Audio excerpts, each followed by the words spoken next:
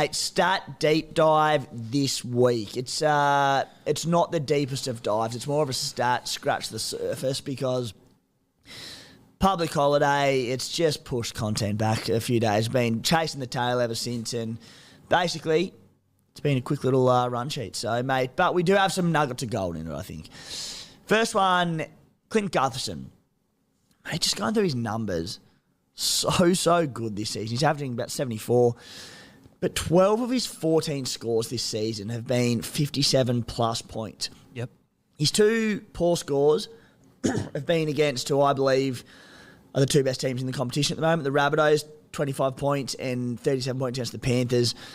Hard to knock him. Geez, he's consistent. You're happy to forgive those ones because I think any fullback who's dependent on attacking stats probably churns out those numbers. 138 against the Dogs the other day, first half hat-trick. I think more to the point about how consistent he is, you take out the 200s that he has scored, there's plenty of scores there, 66, 84, 71, 74, 75, 86, like numbers from 70 to 85 that he's just guaranteed every week. So he doesn't need the huge score to be a good scorer, if that makes sense. There's him who I'd love to get in. There's Dylan Edwards who I'd love to get in, but my fullback slot it's turned into, after a very, very tricky one earlier on this season, I've landed on a very nice little combination of Jareem Buller, who I got in pretty early. I missed his first prize rise, then got him in. Yep. Had played him every week since for his good run of scores. And James Tedesco, who I got in, and there was sort of a few question marks there, but I saw him at the price, really liked. He's gone whack, 2 big-ish tons, then went well against Penrith. So I'm sort of sitting there now going, stick strong with that for the time being. So I'd love to get either of them in, but obviously all only available at fullback. It's a bit hard to do. On to Dream Buller. Mate, just turning into one of the all-time cheapies. 691K. He's had 490 grand in price rises, a break-even of 20. He's going to blast past 700K and 500K in rises this week. Up there with the all-time cheapies. He's done it easy as well, hasn't he? Yeah. Like, it just looks so easy for him. I missed him. I sat here a couple of weeks ago on the Playbook podcast, and I said he was like the buller bus in Denner Island in Fiji. He just keeps going around in circles. I haven't hopped on the bus. I can't now. You can't now. I can't. Like, the BE of 20 this week, like, as you say, he's in a breeze past 700K. He's an easy, not even a downgrade. He's an easy straight sideways trade to a Latrell or a Turbo after Origin. So, or even a Walsh even. Yeah. So phenomenal. Take your bias out of it and the pain he's doing to you. 2 questions. Yep. Could he be a keeper?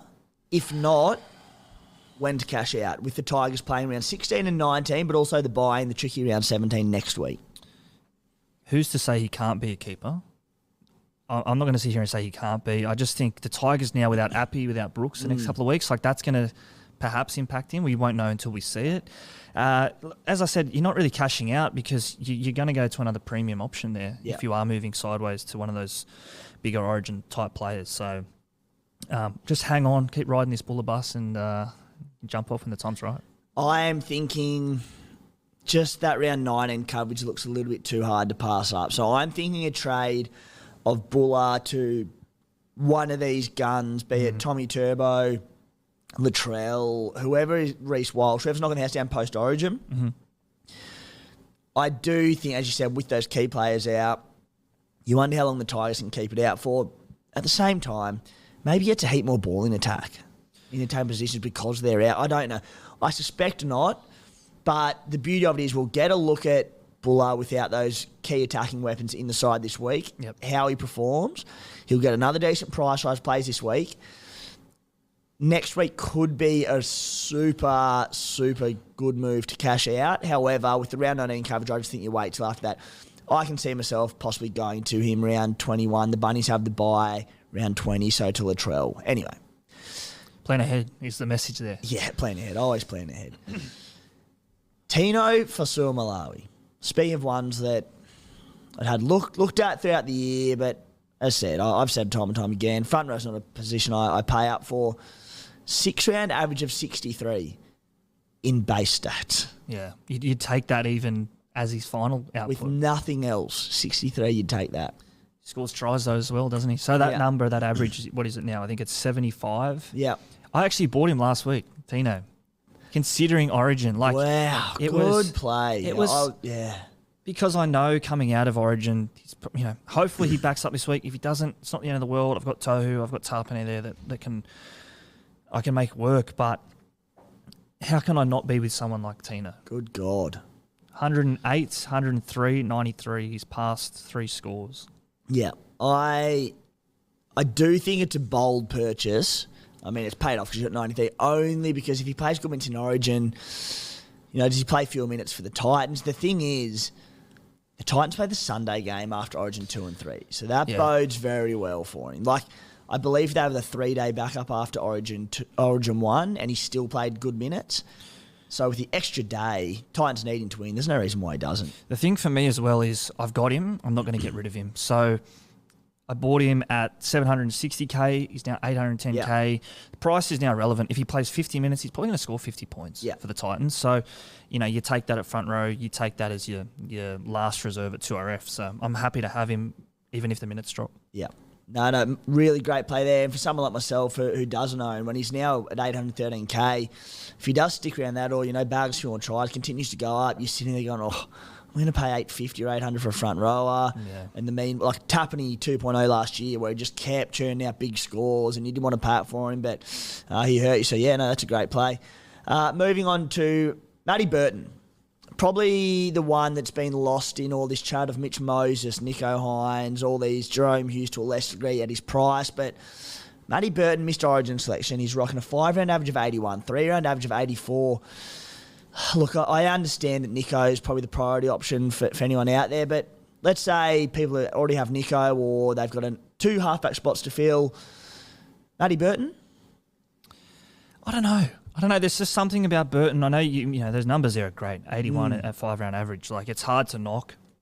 The goal kicking helps. He is a try scorer, even playing in the halves. Like, he's that run first sort of half, which helps his game.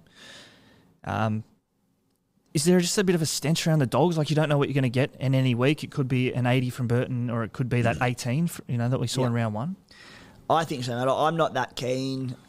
I mean, look, I have Mitchy Moses. I'm now running a Mitchy Moses, Nicho Hines combination halfback, and I'm happy for them just to interchange through into a Nathan Cleary comes back, and then I'll look to get Cleary back in. But they sort of cover each other's buys through round 17, 18, so pretty well covered there, 19 even with Origin. So they've got the bye next week, the Doggies, which is a little bit awkward. Knights round 18, terrific matchup. Bunnies round 19, but they're without their Origin stars. And then they go Broncos and Panthers post-Origin. So it's an okay run in the short term. But even the Sharkies this week, Sharkies are near full strength. So I don't love it, but as I said, sometimes it's just hard to knock numbers. Like what we're saying, there's an issue with the Doggies and their form's poor, and he's still got a 5-round average of 81. I think it just comes back to he's their attack, right? So even if they're scoring 2 tries, he's probably scored 1 or he's been involved in both. Yeah. So that's what's propping up that average. I think for those who are, I think you're still holding Crossland. Yeah, Lord Crossland. Yeah, Lord Crossland. I think if you can make it work, and I wouldn't be breaking the bank to do it, but if you did want to upgrade a Crossland to a Burton or something of that kind, I wouldn't be going... if you're still holding Cleary, I wouldn't be selling down to Burton. I wouldn't be moving Dylan Brown or Cody Walker to Burton. Yeah. Brown perhaps, but Walker no. Yeah, no, agreed, mate. On Phoenix Crossland, he's just done so good for me this season. Like the 1 week I've played him this year and he pumped out his 80-odd in the first Origin week. 80 minutes last week at hooker. I didn't play him, that's sweet, no worries. But this week, if he can go 80 again for me and then sell next week. Is that your plan? Sell next week? Because... that's it. Like, he just seems to be one of those players. I think he's been involved in 3 or 4 of my trade outs, and then I undo the trade. Absolutely. He's the cat with 9 lives. Well said. He just keeps finding a way to stay in your team. Every time you go to trade him out, he dishes up an 80-minute performance or gets an okay score. It's like, get me through this bye round, and you have done a wonderful job. And also, his dual position around 5'8.5" has come in so invaluable. Even this week, I get trades very shortly, but I'm looking at Ellie Katoa to Nicho Hines. There's 3 duels involved in that, and one of them's Phoenix going from halfback to 5'8". I'm like, he's been so good in a very weird way. The last one, mate, is a bloke we touched on before, so I'll be quick on him. But Johnny Bateman, 3-round average of 86. his base stats last 3 games, 64, 63, 53. I believe in the last 2, he's spent probably 20 to 30 minutes as a lock as well, so going between lock and edge.